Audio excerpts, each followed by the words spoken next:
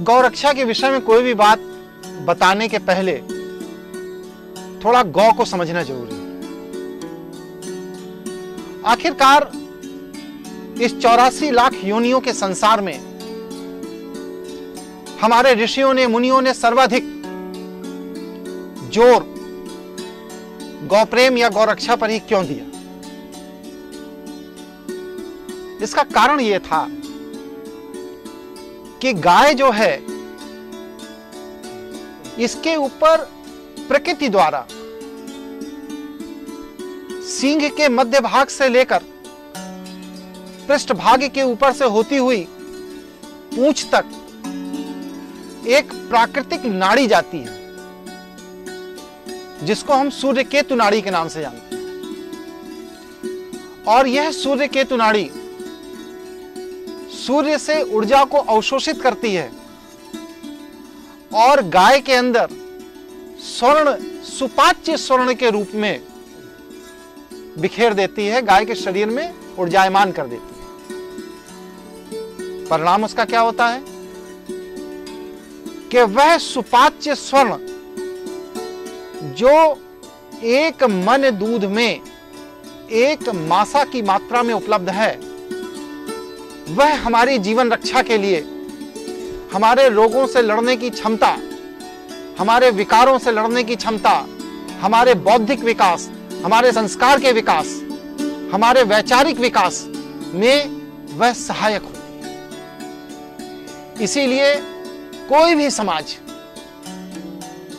अगर गाय का पोषण नहीं करता है तो कुछ काल बाद वह समाज स्वयं ही आपस में लड़ भिड़ कर नष्ट हो जाता है।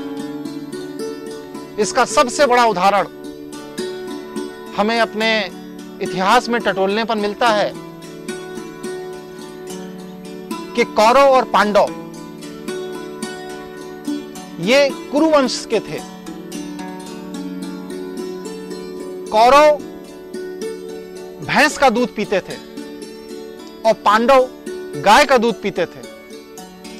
इसी वजह से कौरव की बुद्धि दूषित हो गई, उनके संस्कार दूषित हो गए, और पांडव क्योंकि गाय का दूध पीते थे इसलिए उनके संस्कार और बुद्धि दोनों विकसित थी, उन्नत थी। परिणाम क्या हुआ कि कौरव 100 थे और पांडव बस सिर्फ 5 थे, और उस महायुद्ध में अपनी बुद्धि कौशल और ईश्वरीय प्रेरणा, ईश्वरीय कृपा से पांडव उस महायुद्ध से सुरक्षित बाहर निकल आए और कौरव 100 भाइयों के साथ संपूर्ण रूप से उसी में नष्ट हो गए। क्यों? क्योंकि उनकी बुद्धि भैंस का दूध पीकर दूषित हो गई। हमें वकालत के दौरान ऐसा महसूस हुआ कि जिस समाज में हम जी रहे हैं वह समाज आज गौ हत्या के कारण, गौवध के कारण विनाश होने के कगार पर आ गया है। और गौवंश की रक्षा के द्वारा ही भारतीय सनातन संस्कृति को बचाया जा सकता है, भारतीय सनातन विज्ञान को बचाया जा सकता है, भारतीय सनातन सोच को बचाया जा सकता है, भारतीय सनातन जीवन शैली को बचाया जा सकता है।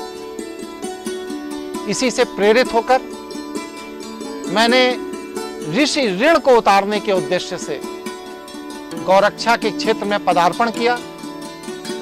मुझे शासन सत्ता में बड़े ही अच्छे और कर्मठ पदाधिकारियों का सहयोग मिला और उसका परिणाम यह रहा कि मैंने अपने जीवन के 10 वर्ष गौरक्षा के क्षेत्र में लगाए और इन 10 वर्षों के काल में मेरा अनुमान है कि लगभग मैंने 50,000 से अधिक गौवंशों की हत्या होने से रक्षा की।